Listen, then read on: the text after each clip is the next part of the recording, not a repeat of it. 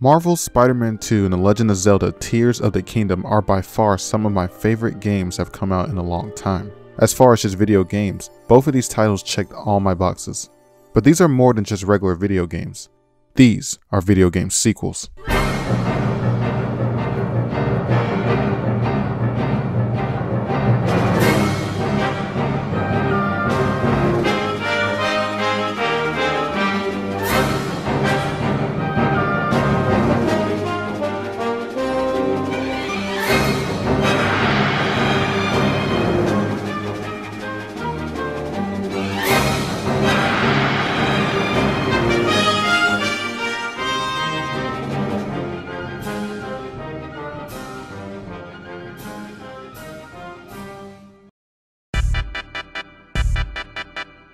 There's nothing like a good sequel. After a piece of work has had a successful start, there's nothing like seeing how what's there can be built on and expanded, whether it's a TV show, movie, or in our case, video game.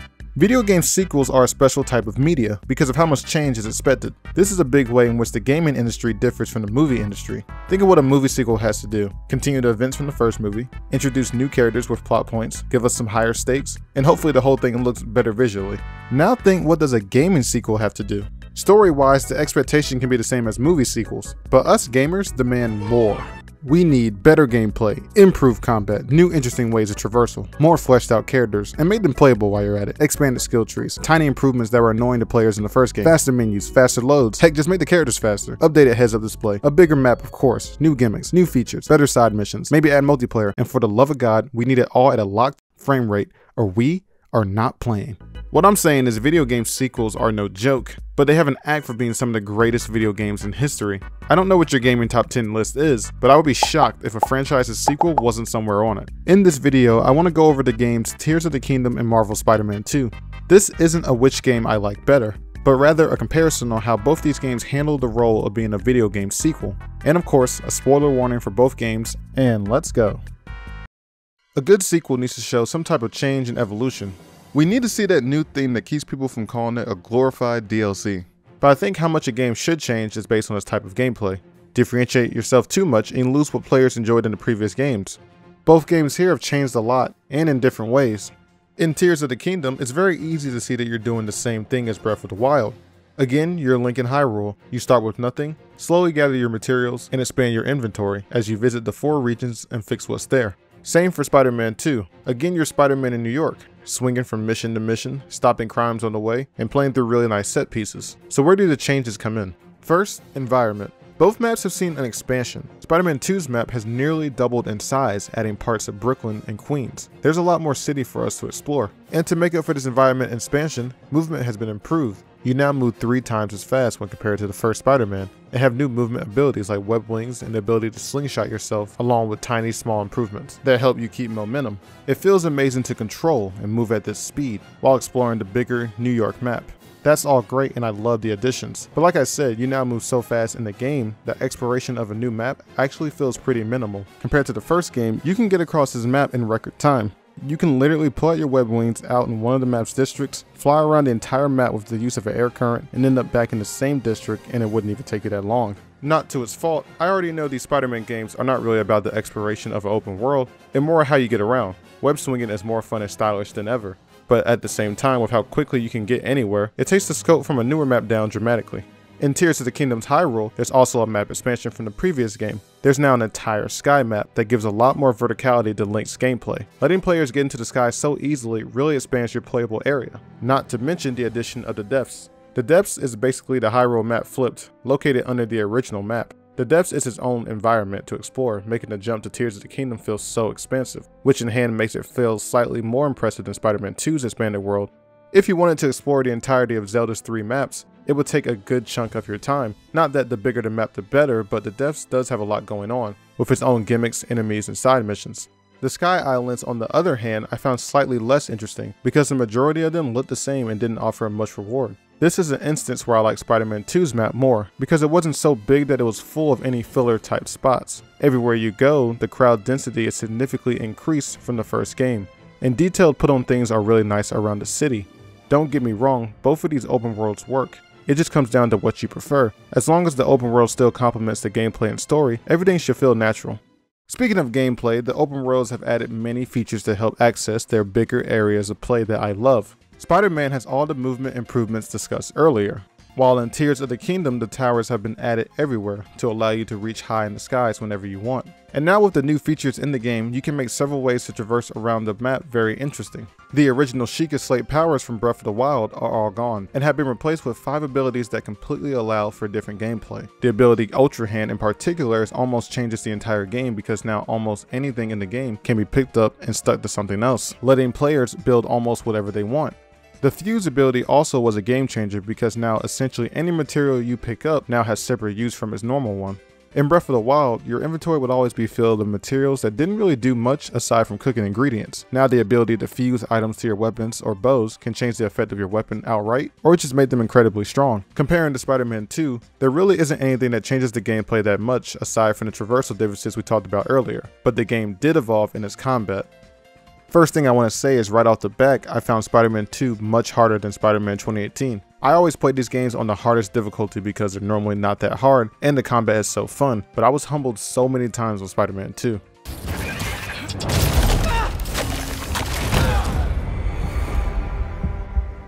The game has added a parry mechanic because enemies now have more ways to fight you, and the game has new ways of displaying it. There are returning red spider sense moves that can now either be dodged or parried. There are yellow moves that have to be parried and can't be dodged, and blue moves that need to be avoided altogether. Parries themselves are entirely new to the series, so they can take a while to get used to compared to the previous games when you was taught to always get out of the way, making the combat a little more engaging. Enemies also have gotten smarter in combat. If you're doing too many air combos, they'll limit your verticality, which is actually annoying, but a cool feature at the same time. In stealth, enemies can realistically look up and finally see you, which is a change I really love. A change I don't really love is the rate that focus and special moves build up at. It takes up a lot more than before to build focus on higher difficulties. Focus is still built up by how much damage and dodging you do, but this means that you get to heal or do finishers less often. Even if you're just healing a tiny bit of health, the entire focus bar gets used, which does end up making the game feel harder. Most of the time, it came down to me making the choice to heal instead of getting to do a flashy finisher, meaning you really have to earn those finishers, which I can respect. The last big addition to Spider-Man 2's combat is the use of gadgets. In the first game, whenever you needed to switch gadgets, you had to stop and pick from a gadget wheel. This really hurt the pacing of the combat and just led to many people mostly using the basic web shooters. This time around, the gadgets are on a quick select, making them seamless and easier to use, which resulted in me using my gadgets so much that I was always waiting eagerly for them to refill for another use. This overall gave me a completely different vibe with Spider-Man's combat. It felt like the whole system evolved in such a positive way. For Zelda's combat, realistically, not much has changed. Link's moveset is the same from Breath of the Wild. The whole combat system altogether has been brought over. Outside from the ability to fuse weapons and put materials on your items, everything is exactly the same. But just because everything's the same doesn't directly mean I don't like it. Flurry rushes and shield blocks are still just as satisfying to pull off. The system still works because the variety of enemy types is really big. This is something that I think Tears does better than Spider-Man. There are just so many new enemies here, and the first time around some of them can really shock you, while others can just creep you out. Like, even trees can be enemies. It's crazy how much variety the enemy type got this game. I do want to take this time to point out the biggest sin of Tears of the Kingdom's combat is that it still relies on menus. Remember how Spider-Man improved its use of fast gadgets that don't slow down gameplay? Breath of the Wild and Tears of the Kingdom lets you do so much in the menus in the middle of a fight, it trumps all difficulty. Not like difficulty needs to be super hard, but in this game's case, it's just so easy to get hit, pause the game and heal. Want to switch weapons? The game pauses while you take your time deciding. Want to put a bomb on your bow? You might have to rifle through your inventory to find it. I'm not saying this is a bad system, but for the sequel, I would have loved to see it fleshed out to the point that we aren't going into the menus as much as we did in the past game. If there was a way to quick select a few items and weapons of your choice, I think that would really bump up the combat to this game because it's really good. I just think tweaks like that would be interesting. I want to touch on the continuity of both these games. These are both sequels, of course, so obviously there's continuity from one game to the next, but these two sequels actually handled it completely differently. Spider-Man 2 went the classic way of a sequel. Everything that was done in the first game has been done. Collectibles, characters met, side missions, everything that happened. You can see this on things like characters remembering you even if it's just a side mission. Landmarks that were affected in previous games are different now. Like how Fist Tower is now the Baxter building. There's new collectibles here. You don't spend time gathering all Peter's book bags. You don't take the same type of pictures. You don't repeat anything, which is just about what you expect in the normal continuity of a game. But in Tears of the Kingdom, the continuity is so wacky that it sometimes feels jarring. Like, there are very limited traces of Sheikah technology left around the world of Hyrule. It's all just gone and unanswered for. All the shrines, divine beasts, and most of the Guardians' remains have all vanished. These were huge plot points for Breath of the Wild, and they're just all gone. The powers that Link received from the 4 champions are gone too. Main characters remember Link and talk to him properly, and all main plot points from the first game carried over as well. But then there are some random characters that have completely forgotten Link. Horse stables need Link to register his name again like he's never been there, but if you play Breath of the Wild, we'll have your horses from the last game already in. Another one that stuck out to me my first time was Hetsu and the Korok kids. They act like this is the first time they've ever seen Link, and surprised that he can even see them. In the previous game, you can find Korok kids and they'll give you a Korok seed, and once you met Hetsu, you can exchange seeds for inventory space. Hetsu and the Korok kids were a big part of Breath of the Wild, because not only did they give one of the main collectibles, but because their home Korok Forest is where the Master Sword was hidden. So them not knowing Link at all comes off in a weird way, because Link at the beginning of the game is already in the possession of the Master Sword, meaning that he's at least been to the Korok Forest at least once, and would have met many Koroks and Hetsu there. So them not recognizing Link just doesn't make sense. And worst of all, Hetsu not remembering you just hurts because of how many Korok seeds I gave this man. Do you know how many times I sat through? The bottom line is that it's a little unsatisfying when what you did in a previous game is completely removed and not spoken for in a sequel. And for me personally, even worse when a character that you interacted with in the past don't remember you. I get that they wanted an excuse to make the same collectibles for the sequel, but I'd rather they come up with another reason to do it than just ignoring the past. There would have been nothing wrong with Hetsu asking Link to find all his friends again or something. You can make a case and say that they made a decision like this so if someone who didn't play Breath of the Wild wanted to play Tears of the Kingdom, would be better off with minimum callbacks to the old game, but honestly, if you're skipping the first game for a sequel where the story is continuing, then you should probably be missing out on a couple things. That aside, I think it's an interesting way to pace your sequel, and a part of me would have just preferred Tears of the Kingdom went the same way Spider-Man 2 did, but it's a cool twist on continuity. As far as stories go, I do like what we got here in both titles. Both games were able to rev up the storytelling instead of just laying down the groundwork. Tears of the Kingdom is forced to have a more linear and focused story right at the beginning, something that Breath of the Wild couldn't do. And even though it relied on time travel, and I hate time traveling in stories, getting to see the story of Zelda meeting the King of Hyrule and seeing that even though she wasn't there in the present, she was still helping Link. Magic restraining the Demon King will eventually be undone. When that happens, a noble swordsman named Link will oppose him.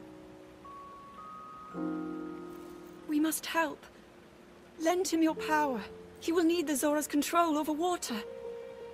Watching the characters we met in Breath of the Wild become sages and go through a little bit of growth was nice too, because it made their one-off adventures feel like character separate arcs before they all came together. Zelda having a bigger role in the events of the story was a plus too. Her being able to aid Link in the final battle was something I really liked. And it made me realize that I think that the best thing the Tears story was able to accomplish was building up these other characters that support Link. Yes, there were some parts of the story that I felt was just being told the same way, but that was by design. The ending left me satisfied and curious to what could come later for this story, as Zelda is more in tune with her powers and understanding how to rule over the land of Hyrule, and that she doesn't have to do it alone. My friends, with all of your strength, stand with me.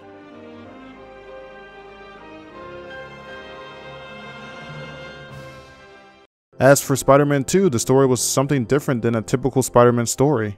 We got to see a New York that's being protected by 2 Spider-Men, and how they both deal with being Spider-Man at different points in their lives. Peter can't hold down a job to help pay his mortgage because of his Spider-Man duties, and Miles can't find the time to write his college essay. Along with this, both of our heroes are dealing with grief, as Peter is still thinking heavy about his Aunt May, and Miles with the loss of his father, showing that no matter how long it's been, the effects of Spider-Man 2018 are still here. The story finally gives us Harry Osborn, and we get to see his relationship with Peter, as the story becomes more focused on them and the symbiote. I think the symbiote was handled very well in this story, and the way it affected Peter and the people around him, with him straight up attacking his loved ones.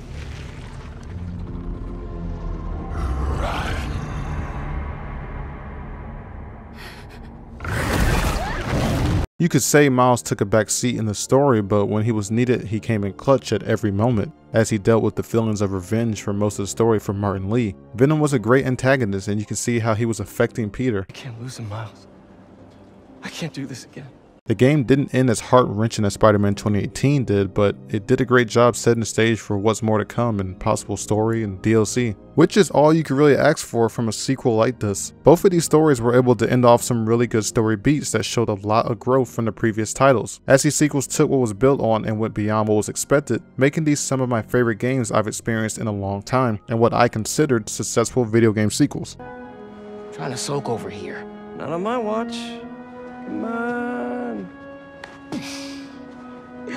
You're too much, man.